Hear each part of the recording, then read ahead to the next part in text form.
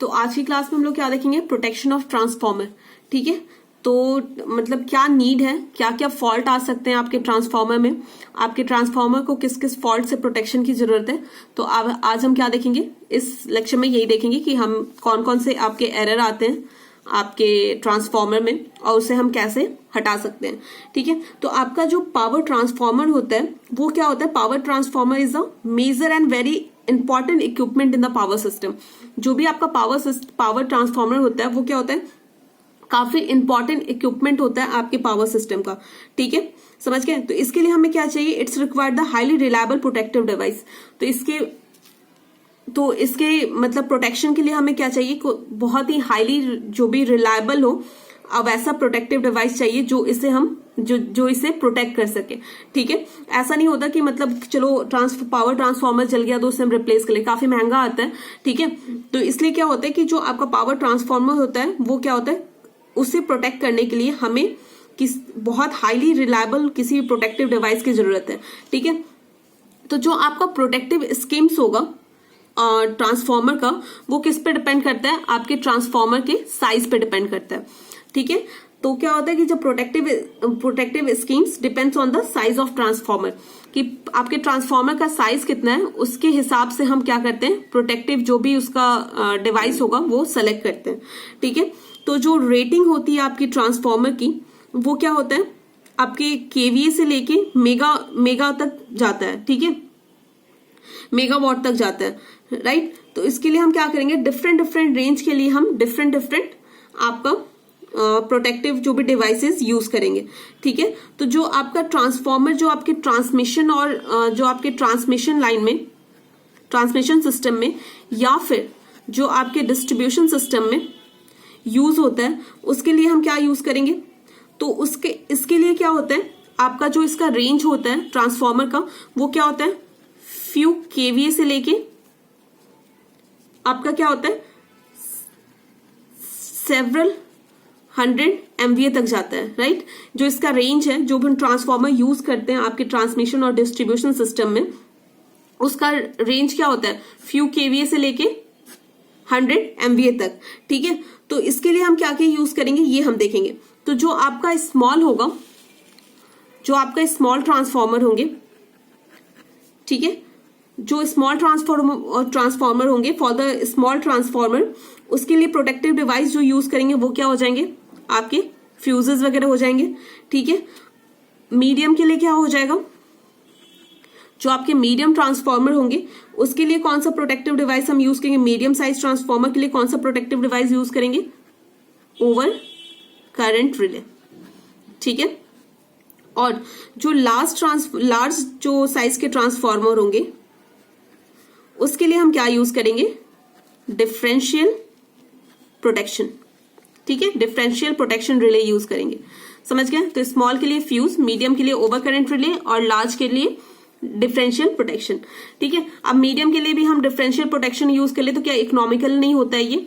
ठीक है, तो हमारा क्या होता है, ओवर करंट रिले से ही मीडियम में काम चल जाता है। तो स्मॉल के लिए फ्यूजेस वगैरह यूज कर लेते हैं, मीडियम के लिए ओवर करंट रिले और लार्ज के लिए डिफरेंशियल प्रोटेक्शन रिले। ठीक है, यहां तक समझ में आ गया, तो यहां तक हो गया। तो देखो जो आपके जो डिफरेंट फॉल्ट्स आते हैं वो क्या क्या है, आपके winding failure due to short circuit. ठीक है, ठीक है, तो ये सारे क्या आपके फॉल्ट्स और एबनॉर्मलिटीज हैं जो आपके ट्रांसफॉर्मर में आते हैं। फर्स्ट आपका क्या है, वाइंडिंग फेलियर है ड्यू टू शॉर्ट सर्किट।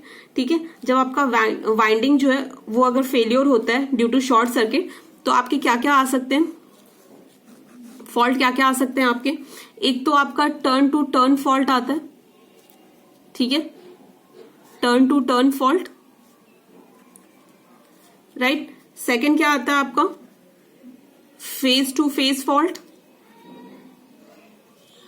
ठीक है, उसके बाद क्या आता है, फेज टू ग्राउंड फॉल्ट।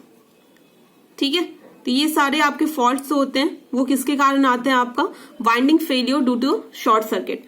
ठीक है, सेकंड आपका फॉल्ट क्या हो सकता है, टर्मिनल फेलियर हो सकता है। ठीक है, ये क्यों हो सकता है, लूज कनेक्शन के कारण या फिर शॉर्ट सर्किट के कारण। ठीक है, दिस वन क्यों किसके लिए हो सकता है, आपका लूज कनेक्शन ठीक है, या फिर शॉर्ट सर्किट, राइट। थर्ड आपका क्या है, ऑन लोड टैप चेंजिंग, ठीक है। ऑन लोड टैप चेंजिंग के कारण क्या फेलियर हो सकता है आपके ट्रांसफॉर्मर में।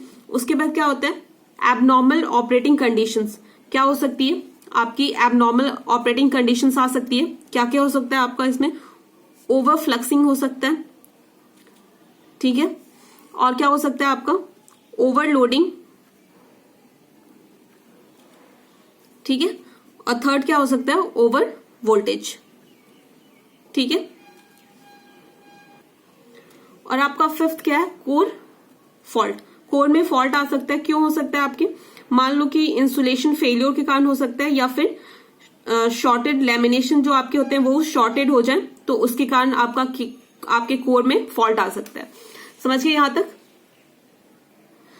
तक हो गया। तो देखो, जो आपका फॉल्ट होता है, जो फॉल्ट आपके ट्रांसफॉर्मर में आता है, types of fault encounter in transformer, वो क्या होते हैं आपके, एक तो एक्सटर्नल, फर्स्ट फॉल्ट क्या होगा आपका एक्सटर्नल, और दूसरा फॉल्ट क्या होगा इंटरनल फॉल्ट, ठीक है, समझ गए।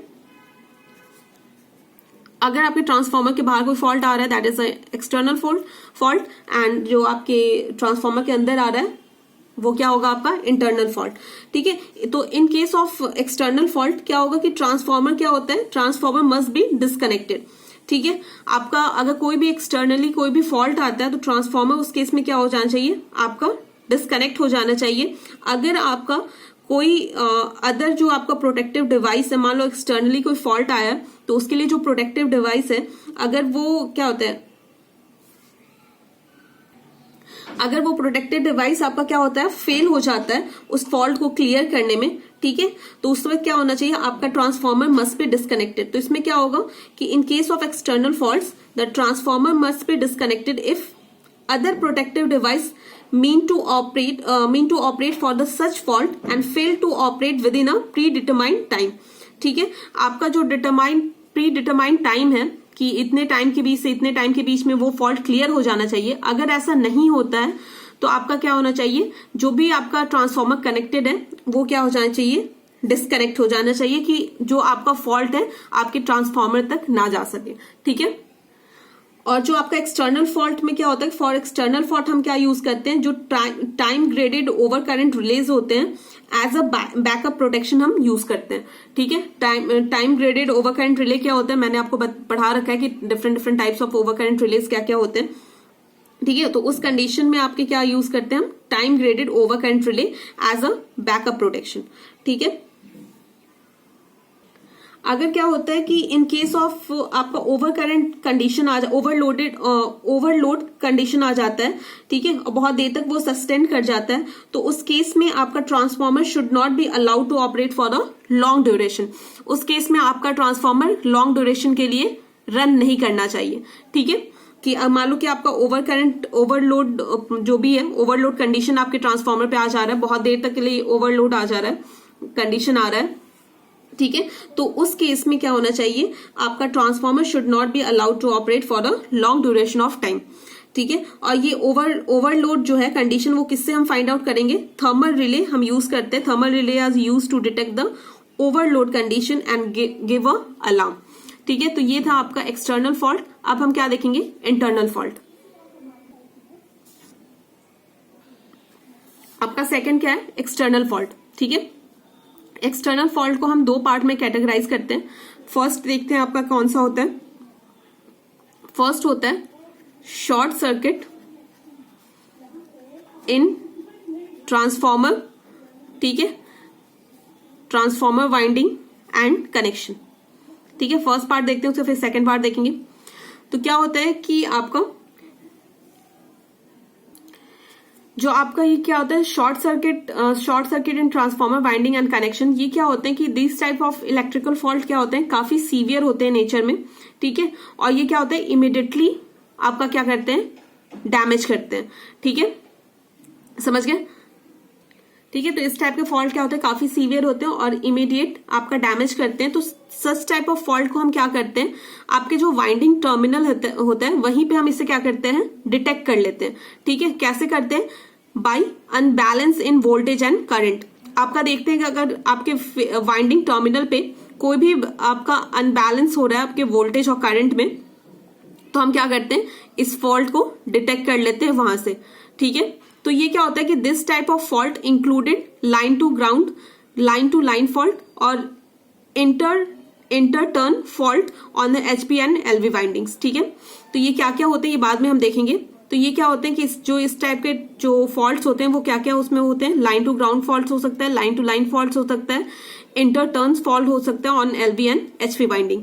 ठीक है, तो ये आपका था इंटरनल का, जो इंटरनल फॉल्ट था उसका फर्स्ट पार्ट। अब हम सेकेंड पार्ट देखेंगे। तो आपका सेकेंड इंटरनल फॉल्ट होगा वो क्या होगा, इंसिपिएंट फॉल्ट होगा। ठीक है, तो क्या होता है कि कोई कोई फॉल्ट क्या होता है आपका इनिशियली क्या होता है, फॉल्ट क्या होता है कि इनिशियली सच फॉल्ट क्या होता है आपका माइनर होता है। आपके इस टाइप के जो फॉल्ट होते हैं, इंसिपिएंट जो फॉल्ट होते हैं वो क्या होते हैं कि इनिशियली क्या होते हैं आपकी माइनर होते हैं नेचर में, और स्लोली स्लोली क्या होते हैं मेजर बन जाते हैं। मतलब स्टार्टिंग में क्या होंगे कि मतलब ज्यादा डैमेज नहीं करेंगे, लेकिन धीरे धीरे अगर उसे हटाया ना जाए तो वो क्या होते हैं आपका बढ़ने लगता है, मेजर बन जाता है। ठीक है, तो ये इस टाइप के फॉल्ट क्या होते हैं डिटेक्टेबल नहीं होते हैं आपके वाइंडिंग टर्मिनल्स पे, हम इसे डिटेक्ट नहीं कर पाते हैं। मान लो क्या वोल्टेज और करंट में कुछ अनबैलेंसिंग भी हो रही है, तो इस तरह के फॉल्ट को हम डिटेक्ट नहीं कर पाते हैं। जो आपका शॉर्ट सर्किट था आपके ट्रांसफार्मर वाइंडिंग या कनेक्शन में, तो उसमें क्या कर रहे थे हम, आपके इस जो भी फॉल्ट आ रहा था उसे हम क्या कर रहे थे वाइंडिंग टर्मिनल पे उसे डिटेक्ट कर ले रहे थे by unbalancing in voltage and current. ठीक है, लेकिन इंसिपिएंट जो फॉल्ट होते हैं ये स्टार्टिंग में क्या होते हैं बहुत माइनर होते हैं नेचर में, बस स्लोली स्लोली क्या होते हैं ये माइट भी आपके मेजर फॉल्ट में कन्वर्ट हो जाते हैं। तो इस तरह के जो फॉल्ट होते हैं आपके टर्मिनल वाइंडिंग पे हम क्या कर, इसे हम डिटेक्ट नहीं कर पाते हैं। ठीक है, समझ गए। तो इसके लिए क्या होता है, तो क्या होता है कि जो आपके प्रोटेक्टिव डिवाइस होते हैं जो आपके शॉर्ट सर्किट कंडीशन में जो ऑपरेट करते हैं are not capable to detecting this type of fault. जो आपके मान लो कि आपने शॉर्ट सर्किट कंडीशन में जो डिटेक्ट करने के फॉल्ट डिटेक्ट करने के लिए जो आपने प्रोटेक्टिव डिवाइसेस लगाए हैं वो इस तरह के फॉल्ट को डिटेक्ट नहीं कर पाते। ठीक है, तो इस तरह के फॉल्ट्स क्यों आते हैं, सच फॉल्ट्स इंक्लूड क्या किसके किसके कारण होते हैं, आपके पुअर इलेक्ट्रिक कनेक्शन कारण हो सकते हैं, या फिर कोर फॉल्ट के कारण हो सकते हैं। ठीक है, फेलियर ऑफ कूलेंट जो होते हैं आपके जो ट्रांसफार्मर में कूलेंट्स लगे होते हैं उसके कारण हो सकते हैं, रेगुलेटर्स जो लगे होते हैं उसके कारण हो सकते हैं, या फिर bad load sharing between transformer के कारण हो सकते हैं। ठीक है, तो ये दो तरह के जो फॉल्ट थे हमारे ट्रांसफार्मर में पाए जाते हैं। जो सेकंड पार्ट होगा उसमें हम क्या देखेंगे, आपका मैंने क्या आपको बताया था कि जो आपका ट्रांसफार्मर का प्रोटेक्शन होता है वो डिपेंड करता है आपके ट्रांसफार्मर के साइज पे, राइट। तो हम क्या देखेंगे, for a large transformer having rating of 5 MVA या फिर उससे ऊपर की रेटिंग के लिए हम क्या यूज कर रहे थे, आपका डिफरेंशियल प्रोटेक्शन यूज कर रहे थे ट्रांसफार्मर के लिए। तो हम देखेंगे डिफरेंशियल प्रोटेक्शन होता क्या है। ठीक है,